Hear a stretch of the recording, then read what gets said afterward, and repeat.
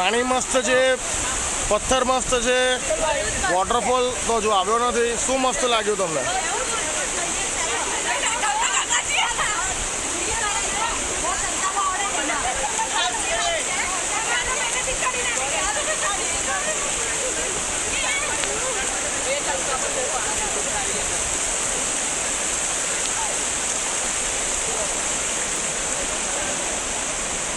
Thank you ભાઈ, તમે મારી બેગ ઊંચકી બદલ આભાર તમારો.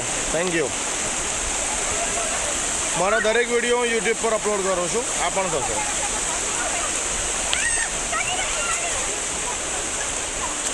આગળ